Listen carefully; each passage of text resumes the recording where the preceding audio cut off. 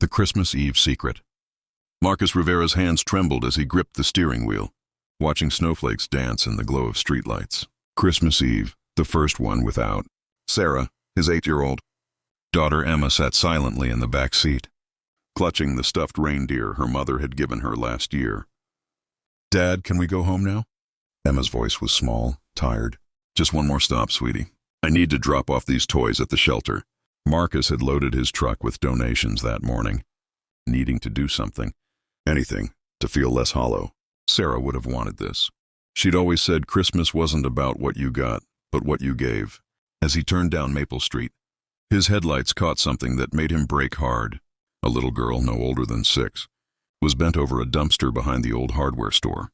Her coat was too thin for December, her small hands fishing through trash bags. "Emma, stay in the car." Marcus stepped into the bitter cold, his heart pounding. The girl startled when she heard his footsteps, her dark eyes going wide with fear. She clutched something to her chest and took a step back. "Hey, it's okay," Marcus said softly, raising his hands. "I'm not going to hurt you. What's your name?" The girl didn't answer. She just stared at him, shivering. "Are you hungry? Cold? Where are your parents?" Still nothing, but Marcus could see her more clearly now. Her clothes were dirty but not torn. Her face was clean, and whatever she was holding, she was protecting it like her life depended on it. "Listen, it's Christmas Eve. Nobody should be out here alone in the cold. Can I at least get you somewhere warm?" The girl's lower lip trembled. Then finally she spoke. "I need to find more."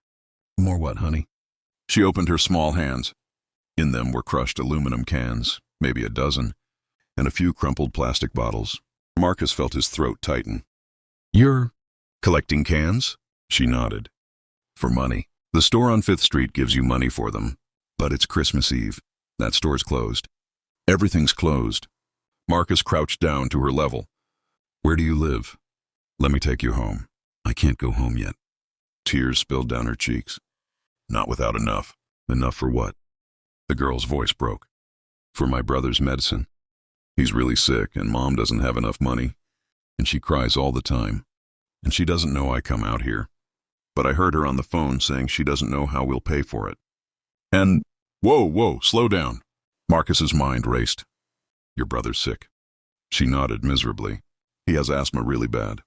Mom lost her job last month, and the insurance stopped. And the medicine costs so much. I heard her tell Grandma we might not get it this month." Marcus looked at this tiny girl, out in the freezing cold on Christmas Eve, digging through trash to save her brother. Something in his chest cracked open. "What's your name?" "Lily." "Okay, Lily, here's what we're going to do. You're going to show me where you live, and then you're going to let me help. Deal?" Lily hesitated, uncertainty flickering across her face. "Are you a stranger?" "My name's Marcus. I'm a dad." He gestured to his truck. "That's my daughter Emma, and I promise you, I just want to help." Something in his voice must have convinced her, because Lily slowly nodded. The apartment building was only 3 blocks away. A rundown complex Marcus had driven past 100 times without really seeing. Lily led him to a second-floor unit. Through the thin door, Marcus could hear coughing, deep and rattling. Lily knocked softly. "Mom, it's me." The door opened to reveal a woman in her late 20s, her face etched with exhaustion and worry. When she saw Marcus, fear flashed in her eyes. "Who are you?" "Lily, get inside." "Wait, please," Marcus said quickly. "I found your daughter searching through trash. She told me about your son." The woman's face crumpled. "Lily, you didn't. You promised you'd stop." She pulled her daughter inside, tears streaming down her face. "I'm sorry." "We're fine. Please just go." "Ma'am, I'm not here to judge or report anyone. I'm here to help. We don't need charity." "It's not charity. It's Christmas."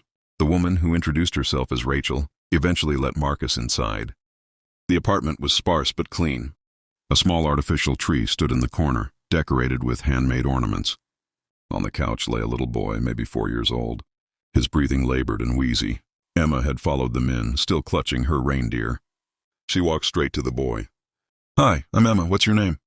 "Tyler," the boy wheezed. Rachel explained everything, her voice hollow with defeat. She'd worked at the local factory until it shut down. The new job she'd found didn't start until January, and the gap in insurance meant Tyler's medication was out of reach. She'd been rationing his inhaler, making it last. Tonight it had run out completely. The prescription is $240, Rachel whispered. I have 73. I've been calling pharmacies all day, begging them to work something out. But it's Christmas Eve. Everyone's closed or can't help. Marcus thought of the money in his wallet, the emergency fund he kept. It wasn't much, but it would cover the prescription and then some. Sarah's voice echoed in his mind. We're blessed, Marcus. When you can help, you do. I'll get the medicine, Marcus said. I can't accept. Yes, you can. But here's the thing. Marcus looked at Lily, this brave little girl who'd been fighting so hard for her family. Lily's going to come with me. We're going to find a 24-hour pharmacy, get Tyler his medicine, and maybe pick up some other things you need. Emma, you want to come? Emma nodded vigorously. Rachel sobbed, shaking her head in disbelief. Why? Why would you do this? Marcus's voice was thick. Because last year my wife was sick. Cancer. People helped us. Strangers helped us, and I swore if I ever got the chance, I'd pay it forward. And because it's what she would have done. The 24-hour pharmacy was clear across town. On the drive, Lily sat next to Emma, and Marcus listened to them talk. Emma told Lily about her mom, her voice steady now in a way it hadn't been in months. Lily told Emma about Tyler's laugh, about how he loved dinosaurs. At the pharmacy, Marcus didn't just get Tyler's medicine. He got food, diapers, and a few small gifts. When Lily saw a toy dinosaur, her eyes lit up. Tyler would love that. Marcus grabbed it without hesitation. Back at the apartment, the transformation was immediate. Rachel administered Tyler's medication, and within 20 minutes, his breathing eased. Color returned to his little face. He smiled for the first time that night. Dinos! He gasped when he saw the toy, clutching it to his chest. Rachel couldn't stop thanking Marcus, couldn't stop crying. But it was what Lily did next that broke Marcus completely. She walked up to him, pulled out the crushed cans from her pocket, and held them out. Here, for helping us. Marcus knelt down, tears streaming freely now. Lily, you keep those. But I want you to promise me something. What? Promise me you won't go digging through trash alone anymore. If your family needs help, you tell someone. A teacher, a neighbor, me, okay? Lily nodded, then wrapped her small arms around his neck. As Marcus and Emma drove home later, the truck now empty of donations, Emma spoke quietly. Dad, I think Mom would be proud of you. Marcus's vision blurred. I think she'd be proud of both of us. Can we visit them again? Absolutely.